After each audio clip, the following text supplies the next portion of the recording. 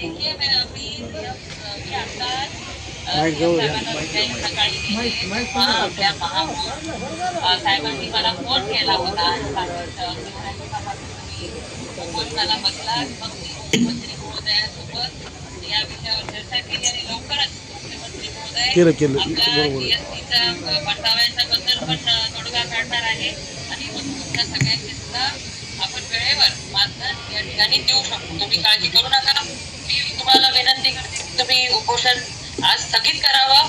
तुमच्या सगळ्यांची काळजी करण्यासाठी महापौरांची खूप तळमळ आहे आणि मुख्यमंत्री महोदयांनी सुद्धा आश्वासन आपल्याला दिलंय की लवकरच आपल्याला आपल्या महानगरपालिकेच्या ज्या जीएसटीच्या परताव्यामुळे अडचणी येतात, अनुदानामुळे अडचणी येतात, त्या लवकर सोडवून घेण्याच्या.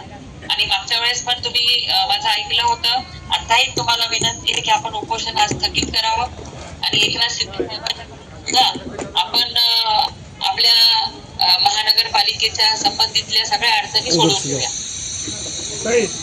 माझं असं म्हणणं आहे, आपल्याला उद्या मीटिंग आहे सायद्रीवर आणि डीएम आणि नगर विकासकडे आपल्या त्यामध्ये आमचं आलं की तितकं बी आम्हाला पाठवलं तर आम्ही मागे घेतो. कारण कसं तुमच्या शब्दात आम्ही जाणार नाही. या संदर्भात बोलणं झालं माझं आपल्या जीएसटीच्या अनुदानाविषयी आणि ते म्हणजे आम्ही याच्यावर लवकरच निर्णय घेणार आहे.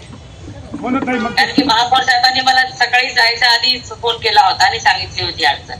तर ते शुक्रवारच्या अजेंडामध्ये घ्या ना. ते आलं की आम्ही मग करतो. कारण कसं आहे, आम्ही 3 वर्षापासून ताई करतो. तुमच्या शब्दाला आम्ही मान देतो. पण ताई प्लीज आमचं लय झालं आता. हो नक्की नक्की नक्की. ते झाल्यानंतर हो उद्याच्या बैठकीनंतर आपण येणाऱ्या कॅबिनेट मध्ये तो घ्यायला सांगू. हो ते झाल्यावर उठतो आम्ही. तोपर्यंत आम्ही तुम्ही या, तुम्ही ते आदेशच आला आम्ही उठून जातो. तुम्ही आल्यावर तुम्ही या स्वतः इथे अशी आमची. नाही आता बरेच दिवस झाले ना तुम्ही बसले. तिसरा दिवस आज आम्ही मोर्चा काढलाय.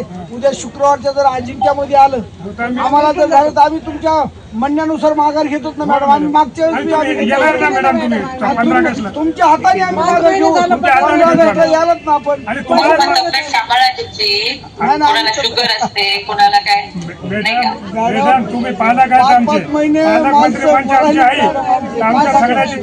आम्ही पालकच तुम्ही दिवाळीला गोड दिवस केला होता. तसंच हे जीएसटी अनुदान अजेंडामध्ये घेऊन आम्हाला न्याय द्या अशी विनंती आहे. हो हो नक्की नक्की लवकरच निर्णय करू आपण. ठीक आहे. थँक्यू दीदी. आपण खूप वेळ दिला आम्हाला. हो थँक्यू दीदी.